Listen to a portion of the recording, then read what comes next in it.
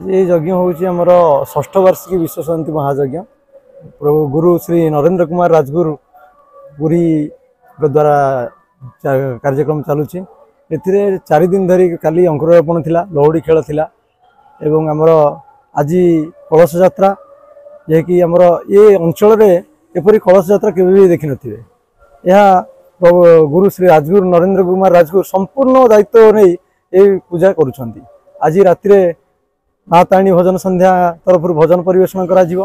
काली उत्कल भारती कला विकास केन्द्र तरफ नृत्य परिवेषण करा जिवो एवं आमर आनंद बजार तथा पुण्याहुति दिन 15 तारिख से दिन आम गाँव कुनि कुनि प्रतिभा मानक नहीं कार्यक्रम रही।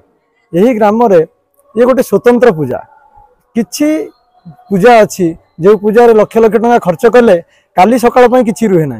ये पूजा किंतु एमती एक स्वतंत्र नियारा एथिरे आज ए वर्षर स्वतंत्र नियारा करा जायछि। आम हनुमान आर वर्षर मूर्ति देखिए वर्तमान मूर्ति भितर देखिए बहुत फरक कहीं आस्थान काम करा जायछि, मंदिर काम करा जायछि।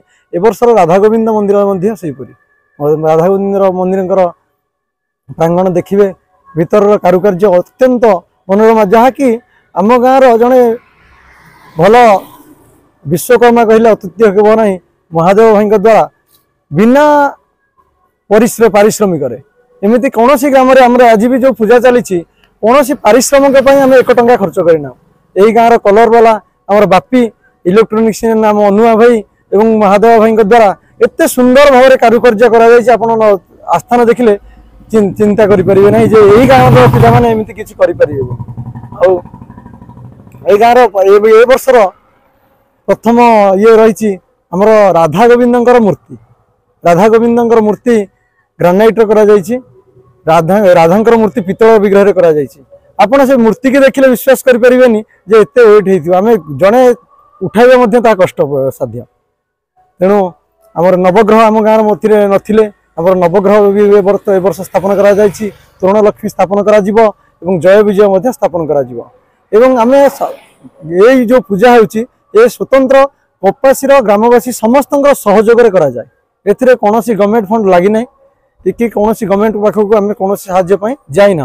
ये कपासी ग्राम गोटे एक स्वतंत्र ग्राम जहाँकि बिना गवर्नमेंट फाउंडेशन रे किसी कार्य करके देखाए। लोक मानकर आर्थिक सहयोग एवं जे आमर जो उत्साह करने आम गाँव एत सुंदर लोक कहबार अत्युक्ति हे। तेणु यही पूजा समस्त जोग देवाई आमर अनुरोध एवं आमर बाहर जो मैंने आम ग्राम प्रवासी ग्रामवासी मैंने रही से आमको सहयोग करती। आम जो 5 जन मेंबर पाखे क्या पाखे समय रुहे ना। तेणुक 5 दिन भितर आम यहाँ जोगाड़ करूँ। तेणु जदि भूल थी आम ग्रामवासी मान पाखु क्षमा प्रार्थना करूँ।